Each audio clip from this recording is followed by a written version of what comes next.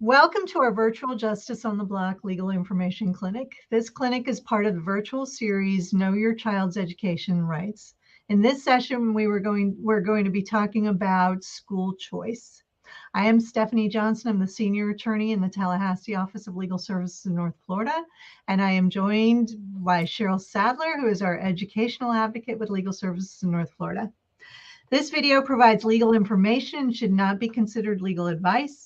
This video does not create an attorney-client relationship or substitute for legal advice you've been given by an attorney. You may have defenses that we haven't discussed here, so seeking out an attorney for legal help is always advisable. For more information about Legal Services in North Florida, you can go to our website, www.lsnf.org, or call 850-385-9007. Thank you for joining us today. So Cheryl, let's start at the beginning. What is school choice? That is a great question. It's all over the newspapers. School choice is a program in Florida that gives parents a certain amount of money as a scholarship to pay for their child to attend private school or to provide transportation to a different public school. So it's really important right up front to know parents do not get a check. They don't get the money directly. The money goes from the state to the private school. And the transportation thing is interesting, but I'd like just to focus on the private school scholarships today because they're really the big news. Okay. Is any child eligible for these scholarships? Yes, and that is the big change. There's a new law that makes any Florida resident who would attend school in any grade, K through 12, eligible. It used to be that you had to be fairly low income, and that is no longer true. There is, however, what they call a priority for families with a household income at 185% of poverty or less. And because everybody would say, what the heck is that? It's about $55,000 for a family of four, or about $3,400 a month. So that's a fairly high, amount of income. The state is supposed to approve those applications first. Then there's a second priority for families with household incomes up to 400% of poverty. And that's about $120,000 for family of four. If a family can't prove their income, however, they get to the bottom of the list. They're the lowest priority. So how would a family go about proving their income to the school? So I don't think it's any really big, huge deal. You usually use recent pay stubs. Sometimes you can use paperwork showing that you qualify for benefits like unemployment or TANF. There are applications that a parent has to fill out, and the finance is part of that. And the applications I've seen have multiple ways. And I think the state is pretty flexible on this. So if there's, everybody who gets a check either online or a real check should be fine. Okay. And how many scholarships are out there? That has also been in the news. So there's a lot more than there used to be. This year, there's about 230,000. And so that's the limit, but the limit goes up over time. And the limit doesn't apply to every student, which I think is interesting. So some students are eligible even if we're already topped out. And those are children of law enforcement officers, children of parents who are active in the military, children who are in foster care. We have a lot of those. Children who have been adopted. And interestingly, children who were previously in public school, which is like a huge number. And I don't even understand how that works. But what I do know is that 230,000 sounds like a really big number until you think about the fact that there are almost 3 million students in public school. So it's a very, very small number, but a bigger number and increasingly a very publicized number as the state tries to make this scholarship more and more available to more and more people. So once a student gets a scholarship, how long does that last for? Well, that is also a good question. Once you get a scholarship, it's pretty much forever. You stay eligible as long as you live in Florida or until you graduate from high school. I do want to note that because there are changes in the program, parents and students who had a scholarship last year had to reapply. Sort of just a technicality. They didn't really lose eligibility. I don't know. There's always paperwork, right? Mm. So how much are these scholarships? How much do each student get? So again, that's going to change every year. And that is because every kid basically gets the same amount of money that they would get if they went to public school. And it's the same, right? Public school parents don't get a check either. It goes to the school. This year, that is about $7,800. And if a student is in special education, that number is higher because they need more services. I do want to just mention that just because the school gets extra money for special education students does not mean that they get specific special education services. Very important distinction. Okay. And so they get this pot of money, everybody gets the same thing. What if a tuition is more than that pot of money? Great question again. It depends on the school. So private schools are not allowed to charge a different tuition rate for scholarship students and non-scholarship students. But they are allowed to add to those scholarships.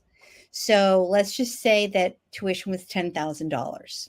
Well, $7,800 is not enough, but the school might say, all right, well, we will add, $1,200 or $2,200. I don't do math out loud. Whatever equals $10,000 and admit your child. It's totally up to the school. So I know you said that for disabled kids, the schools don't necessarily have to provide services for those kids. How can a parent know if a private school is good and what services they will provide? This is a really tough thing. Private schools in Florida don't have many requirements. So they're not required to be accredited.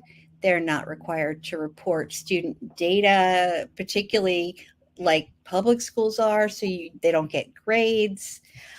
Private school students don't take the state test, which is really the main way that the state tells you whether a public school is good. So parent options are pretty limited here. The best idea is to talk to other parents, to visit the school. If a school does use a national test, they should be willing to provide that information to parents. There are some specific questions that parents might want to ask when they're choosing a private school. And so I've given you a link to those questions. They're from the DOE.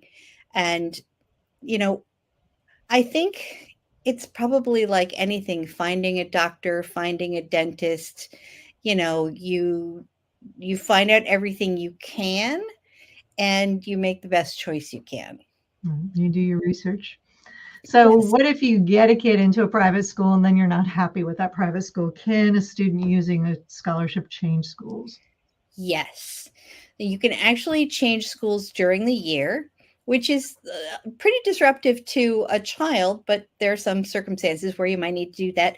You would just let the scholarship organization know, and we'll talk about what a scholarship organization is in a minute. And then they would help you work out with the old school and new school who's getting the tuition and how much and all that great stuff. Okay. And can a voucher be used for things other than tuition at the private school? Like if there's a cost for books or transportation, can it be used for other things? There's always other things, right? Tuition comes first.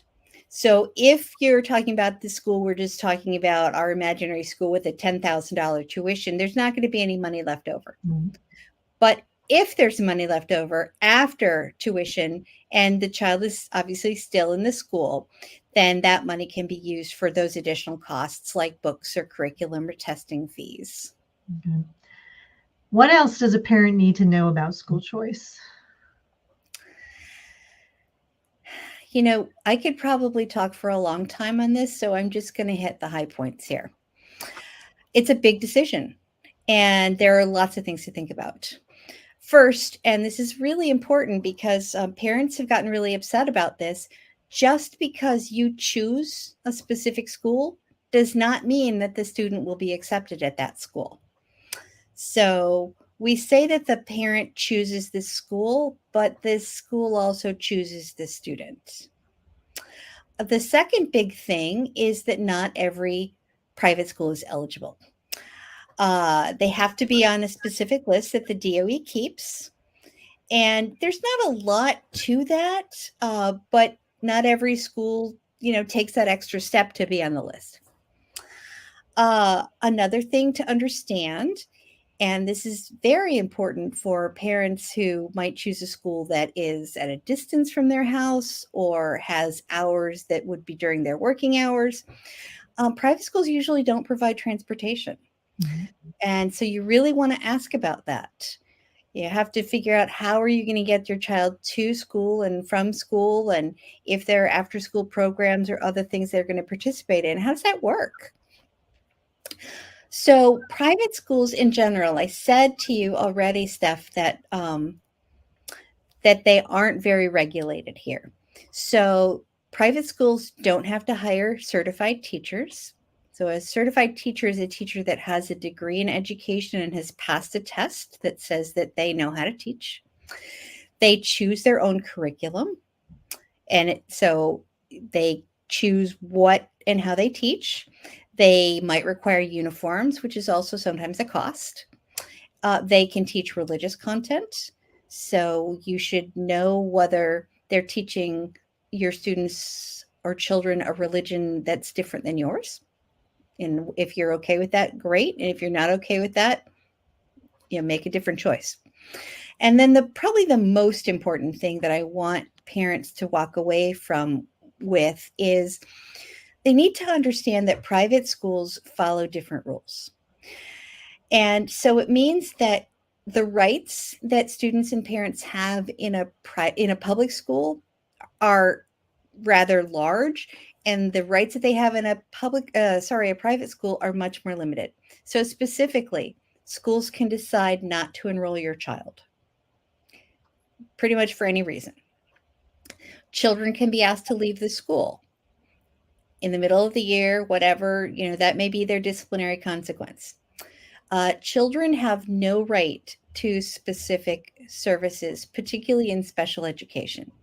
So for those of you parents who have kids in special education, your child does not get an IEP if they are in private school. And another important thing is that if a school is religious, so we have Christian schools and other parochial schools, Catholic schools, Jewish schools, they do not have to make adjustments for students with disabilities.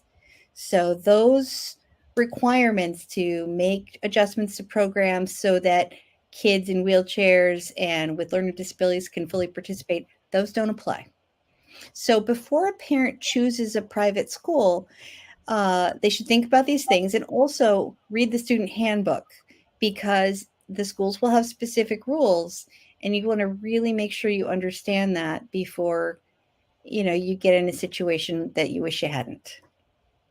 And that's really important information because, as lawyers, we are always representing kids in, disciplinary hearings, and there has to be due process, and the school has to prove that the kid did what they said they did. But in a private school, they wouldn't have to do any of that. They would just say, we believe your child did this, your child's gone. So it's definitely something to think about. So how does a parent sign up for one of these scholarships? This is actually the easiest part. There are organizations that are set up to work directly with parents. And that's great because I would never recommend that a parent call the Florida Department of Education. That is going to be really frustrating. But so a parent contacts one of these organizations. They're called scholarship organizations. And we've given you a link to the ones that operate in Florida. And it's a pretty easy process. You fill out very basic information. You let them know what school you've chosen. The program looks over the application, and then it gives you a letter. And that is sort of your, I don't know, your entry ticket. So you take that letter with you to the private school and you enroll your child.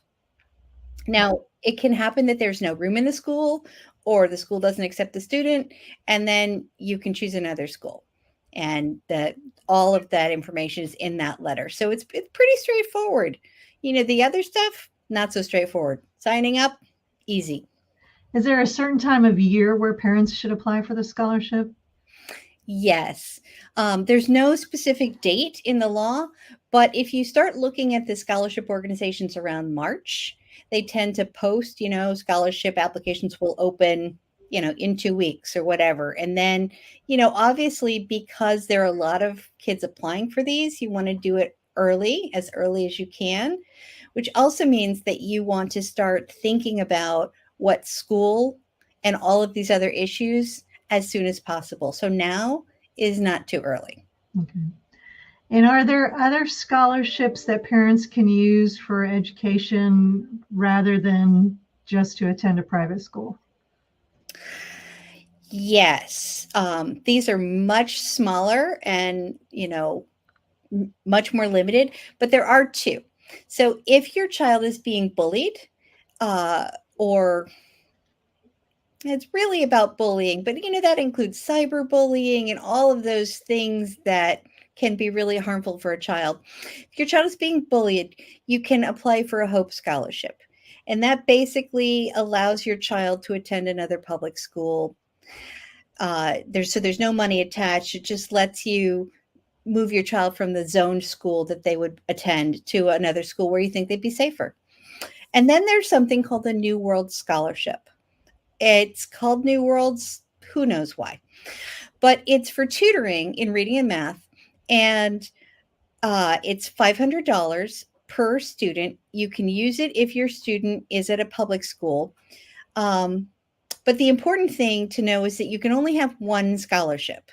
So you can't get, this school choice scholarship and a Hope Scholarship and a New World. They don't add up. It's you pick. The Hope Scholarship is done directly through the school district.